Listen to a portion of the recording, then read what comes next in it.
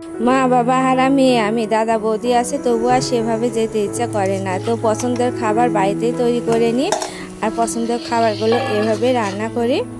Hello বন্ধুরা, welcome back to my new another blog. কেমন আছেন সবাই? আশা করি সবাই ভালো আছেন। তো সকাল সকাল রান্নাঘরে চলে এসেছি, রান্না বসিয়ে দিয়েছি, রান্না করছি।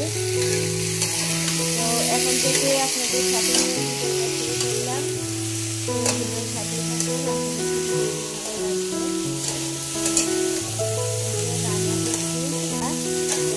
শুক্রবারের দিনে সব কিছু ছুটি থাকে, পড়াশোনা প্রাইভেট বাচ্চাদের, তো সেই জন্য একটু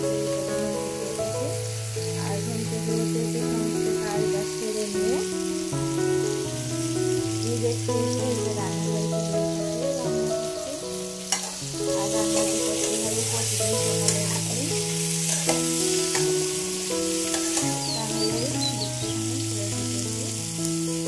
যেটা বলছিলাম, মা বাবার বাড়ি গেলে তো এটা খেতে মন চায়, ওটা খেতে মন চায়, তো মা রান্না করে দেয়। তো আমার ভাগ্যে তো সেটা নেই। তো আমার অনেক দিন হলো মা মারা গেছে, আর বাবার কথা তো মনেই নেই তেমন ওইভাবে। তো বৌদি আছে, দাদা আছে, কিন্তু আমার দাদা বৌদি খুবই ভালো, যেতে বলে, কিন্তু আমি ছেলে মেয়েদের এই তো লেখাপড়া নিয়ে যেতেই পারি না। আর যদি যাই তাহলে যেটাই বলি সেটাই রান্না করে দেয়। তো অনেক ভালো, আমার বৌদি ভালো, দাদাও ভালো। তো তাদের আমি কোনো খারাপ কিছু বলবো না, কারণ সত্যি আমার দাদা বৌদি অনেক ভালো।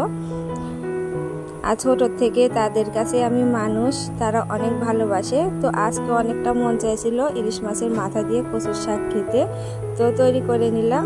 তো খেতে অনেকটা সুন্দর হয়েছিল। তো আবার দুপুরে রান্নায় চলে আসলাম, দুপুরে রান্নাটাও কমপ্লিট করে নেব। তো রুই মাছ রান্না করছি। তো এই কচুর শাকের ঘন্ট আর রুই মাছ আজকে এই দুপুরে খাবার দাবার। তো সন্ধ্যা পর আবার সন্ধ্যা পুজো দিয়ে ঠাকুর শয়ন দিয়ে আমি আবার রান্নাঘরে চলে আসলাম। তো কয়েকটা আলু আমি এতেও প্রেশার কুকারে সেদ্ধ করে নেব, একটু লবণ দিয়ে নিলাম। তো আলুর তরকারি করব আর লুচি করব। তো বড় ছেলে কয়েকদিন হলে বলছিল মা লুচি করো। তো এই তো রান্নাঘরে এসে আগে আমি ময়দাটা রেডি করে নিয়ে আমি আলুটা তুলে দিলাম, আর এদিকে দুধ ছিল ফ্রিজে, তো লাচ্চা করলাম। তো লাচ্চাটা করাই হলো, কেউ অতটা মিষ্টি খেতে পছন্দ করে না। আলুর দমটা এতটা সুন্দর হয়েছিল, আলুর দম দিয়ে সবাই লুচিটা খেয়েছে। আর এদিকে দুধটা একটু তুলে নিচ্ছি, মিষ্টিটা কতটুকু হয়েছে দেখার জন্য।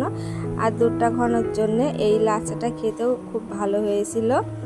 আর এদিকে আমার ময়দা মাখানো তো রেডি। তো এবারে আমি লুচিগুলো একে একে ভেজে নিচ্ছি। আর ময়দাটা মাখিয়ে কিছুক্ষণ রেখে দিয়েছিলাম, সেজন্য লুচিগুলো আমার অনেকটা সুন্দর হচ্ছে এবং ফুলকো হচ্ছে।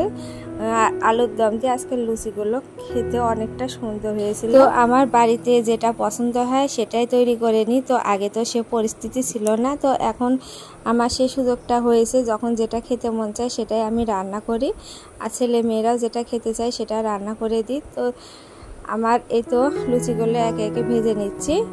আর মা বাবার কথা মাঝে মধ্যে ভীষণ মনে পড়ে, যদি মা বাবা থাকতো মাঝে মধ্যে নিয়ে আসতাম আর রেখে দিতাম কিছুদিন। তো আমার এখন তো সে পরিবেশটা হয়েছে, কিন্তু আগে তো আমার সে পরিবেশটা ছিল না, আমার ঘরও ছিল না। তো সেজন্য মা বাবার কথা আজকে প্রথমে বললাম। তো আমার তো কি বয়স, এ বয়সে তো মা বাবা অনেকেরই বেঁচে থাকে, তো আমার এ বয়সে মা বাবা নেই। তো মা বাবার অভাবটা মাঝে মধ্যে অনেকটা বেশি আমাকে কষ্ট দেয়, যে আমার এই বয়সে মা বাবা নেই। আর আমার ছোট্ট মেয়েটা মাঝে মধ্যে বলে, মা আমার দিদা নেই কেন, দাদু নেই কেন।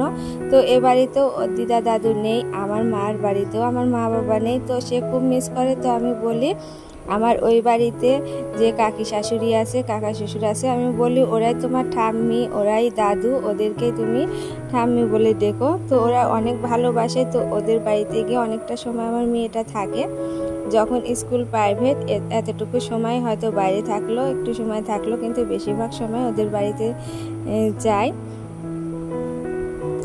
তো এদিকে লুচিগুলো ভাজা হয়ে গেছে। তো দুইটা ড্রাগন ফল এনেছিল, তো সেগুলো কেটে দিচ্ছি মেয়েকে। আর আমার মেয়েটা যে কোনো ফল খেতে ভীষণ পছন্দ করে, আর এই ড্রাগন ফল তো অনেকটাই পছন্দ করে, কারণ এই ফল তো আর প্রতিদিনই আনে না, মাঝে মধ্যে আনে, সেজন্য একটু কেটে দিচ্ছি। তো ভর সহ্য হচ্ছিল না যেটা বলে। তো এদিকে লুচিটা ভেজে নিয়ে আমি আবার তরকারিটা করে নেব এবং তার মাঝে আমি ফলটা কেটে দিলাম।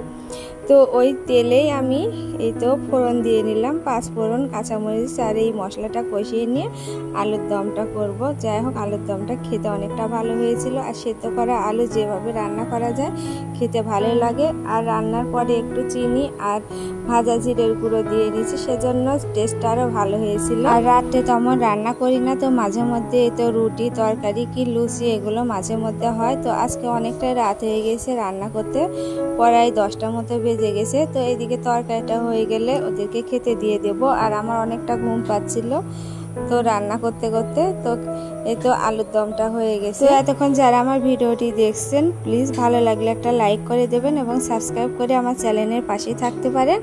আর যারা ফেসবুক থেকে দেখছেন আমার আজকের এই ভিডিওটি লাইক এবং ফলো করে দেবেন এবং শেয়ার করে দেওয়ারও অনুরোধ জানাচ্ছি। তো আমার আলুর দমটা হয়ে গেছে, এবারে আমি ভাজা জিরের গুঁড়ো আর একটু চিনি দিয়ে নামিয়ে নেব। তো রাত অনেক হয়েছে, তো ওদেরকে খাবারও দিয়ে দিচ্ছি। তো এই ছিল আজকের ভিডিও। পরবর্তী ভিডিও দেখার অনুরোধ জানিয়ে এখানেই বিদায় নিচ্ছি। সে পর্যন্ত সবাই ভালো থাকবেন, সুস্থ থাকবেন। নমস্কার।